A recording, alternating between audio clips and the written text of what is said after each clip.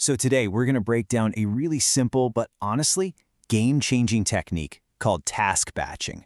It's all about helping you get your focus back and, well, completely transform your day.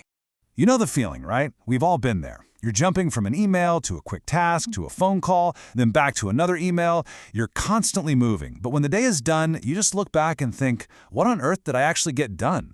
40%. I mean, just look at that number. It's huge. And that represents the potential hit your productivity takes every single time you switch between different kinds of tasks. So where does that loss come from? Well, it's something called context switching, which is just a fancy term for the mental energy your brain totally wastes when it has to pull itself out of one thing and then ramp up for something completely different. Yeah, this constant switching around, it's not just inefficient, it has a real, measurable cost. We're talking lost time, wasted energy, and a whole lot of extra stress. But what if the solution to all that chaos was actually pretty simple? Turns out there's a much smarter and way more natural way to structure our work.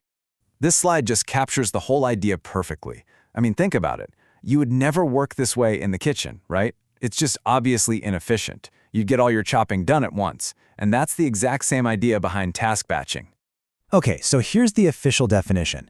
It's all about grouping your carrots, whether those are emails or phone calls or creative work, and tackling them all in one dedicated, totally uninterrupted block of time. The big goal here is to slash that 40% productivity cost and actually create some real mental space for deep work. And look, this isn't just some abstract theory. Let's get practical and see how you can apply this in pretty much every part of your life. So in your professional life, this could literally mean taking your day back from your inbox. Instead of getting pinged every few minutes, you set aside 2 focused blocks, say one at 11 a.m. and another 4 p.m. to just crush your email. All those hours in between, they're now yours for deep, focused work.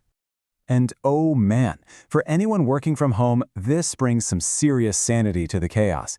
You can create these really clear boundaries, maybe a morning block for house stuff, a late morning block for all your calls, and then a solid, protected afternoon for that big project. No more mental whiplash.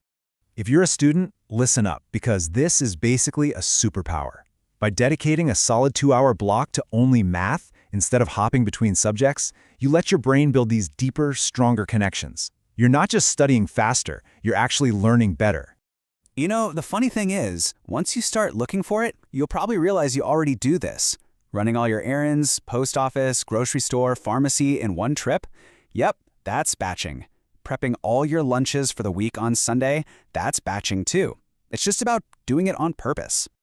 Okay, so you get it, you see the power in it, but how do you actually start doing this? Let's break down the framework. It's actually incredibly simple.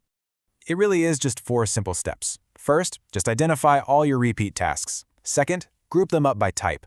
Third, and this part is crucial, you have to actually block that time out in your calendar. And fourth, you have to protect that time. I mean, turn off notifications, tell people you're busy, treat that block like an unbreakable meeting with yourself. If something urgent pops up, just ask, can it wait? Because, most of the time, it can. And when you really start doing this consistently, the payoff isn't just about ticking more boxes. It's about how you feel while you're doing it. This quote just nails it, doesn't it? Task batching is really about managing your energy, not just your time. You stop burning all that precious mental fuel on just switching gears, and instead you pour all of it into actually moving forward. So really, this is the choice we're making. On the left, you've got the scattered day, high stress, and that awful feeling of being busy but not actually productive. And on the right, the batch day, focus blocks, space for real deep work, and that feeling of genuine accomplishment.